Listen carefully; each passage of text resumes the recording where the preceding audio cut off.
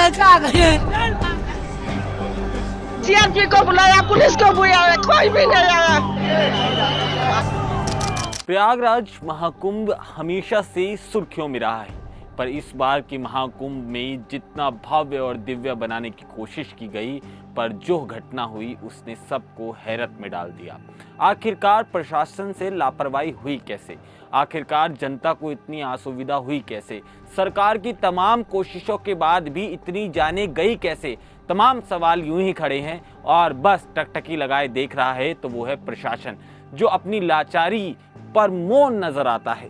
ऐसे में अब जाकर प्रशासन की नींद खुली है और वो मौनी अमावस्या स्नान से पहले जो संगम तट पर भगदड़ हुई, उस पर जो मातम पसरा, पूरे भव्यमय माहौल में एक मातम की लहर दौड़ गई। उसके बाद अब जाकर प्रशासन ने सख्त कदम उठाए हैं, पर अब जाकर सख्त कदम उठाने का क्या फायदा जब इतनी जानों से हाथ धो बैठे हम सनातनी इस प्रशासन पर इतनी ताली बजाकर इसकी तारीफ करते थक नहीं रहे थे। ऐसे में अब क्या कुछ बदलाव किए हैं प्रशासन ने, उस पर भी एक नजर डालेंगे। पर आखिरकार बड़ा सवाल ये है कि इन मौतों का जिम्मेदार कौन है। नमस्कार, आप देख रहे हैं द न्यूज़ 15 और मैं हूं आपके साथ केशव पांचाल।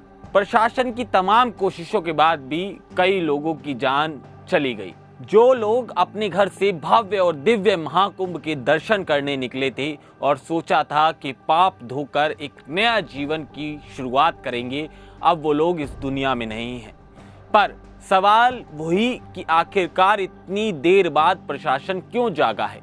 आपको बता दें कि ऐसे में अब जाकर नींद से खुले प्रशासन ने अपने पूरे प्रोटोकॉल में 5 बड़े बदलाव किए हैं। इसके साथ ही पूरे मेला जो क्षेत्र है उसे नो व्हीकल जोन घोषित कर दिया है। इसका मतलब ये है कि किसी भी तरह का प्रकार का जो आपका वाहन है वो अंदर जाने की उसे अनुमति नहीं होगी। यही नहीं, इसके साथ ही जो वीवीआईपी पास हैं और इसके साथ ही जो ट्रैफिक को लेकर परिवर्तन किए गए हैं, हम वो सब आपको बताएंगे। मगर हाँ, थोड़ा सा फ्लैशबैक में जाया जाए तो ये वही प्रशासन है जो वीवीआईपी कल्चर में इतना ज़्यादा बिजी रहा कि जो मूलभूत सुविधाएं आम जनता को मिलनी थी उनको भी देख रेख नहीं कर पाया था।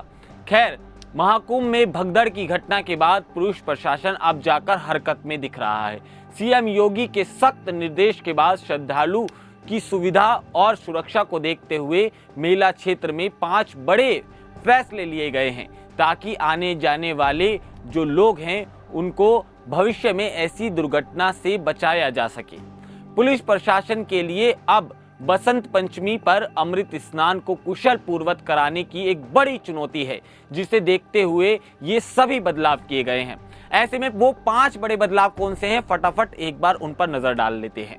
मेला क्षेत्र पूरी तरह से नो व्हीकल जोन घोषित किया गया है, जिसके तहत सभी प्रकार के वाहन को मेले में प्रवेश नहीं मिलेगा और उन पर प्रतिबंध लगाया जाएगा। मेला प्रशासन की ओर से वीवीआईपी कल्चर जो पास घोषित किए गए थे उन सभी को रद्द कर दिया गया है। किसी भी विशेष पास के जरिए वाहन को मेले में प्रवेश नहीं मिलेगा। मेला क्षेत्र रास्ते को वन वे किया गया है। श्रद्धालु के सुगम आवागमन के लिए एक तरफा मार्ग व्यवस्था लागू हुई है, जिसके तहत श्रद्धालु एक मार्ग से एंट्री करेंगे और दूसरे मार्ग से वो बाहर आ सकते हैं। वाहनों की एंट्री पर रोक लगाई गई है। प्रयागराज से सटे जिले से आने वाले वाहनों को सीमा पर ही रोका जा रहा है। 4 फरवरी बसंत पंचमी को स्नान संपन्न होने तक सख्त प्रतिबंध लागू रहेंगे। शहर में 4 पहिया वाहनों की एंट्री पूरी तरह से रोक दी गई है।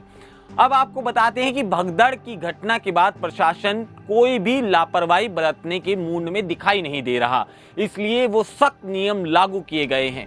प्रशासन का कहना है कि इन बदलावों का उद्देश्य कुंभ क्षेत्र में भीड़ को नियंत्रित करना और श्रद्धालुओं की सुरक्षा सुनिश्चित करना है।